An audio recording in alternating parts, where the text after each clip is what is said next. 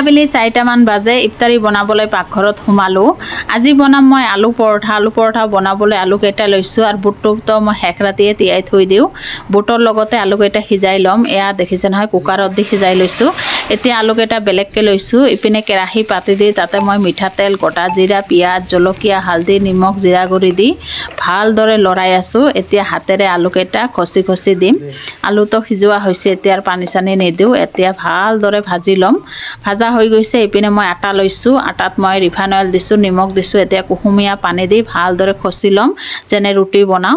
এয়া হৈ গ'ল। এতিয়া মই অলপ ৰুটিটো ভিতৰত গোল কৰি এয়া দেখিছে নহয় আলুখিনি ভিতৰত সোমাই দি এতিয়া হাতেৰে এনেকৈ বনাম। ৰুটি যেনে বনায় তেনেকৈয়ে আলু পৰঠা হৈ গ'ল। মোৰ কিন্তু মাতটো অলপ বেয়া হৈ আছে কাৰণ কেইদিনমান ধৰি গাটো বেয়া, জ্বৰ, বিষ। তথাপি ভিডিঅ'টো দিবই লাগিব, অলপ চলপ কৰি আছোঁ আৰু হাজবেণ্ডো আছে, হেল্প কৰি দি আছে।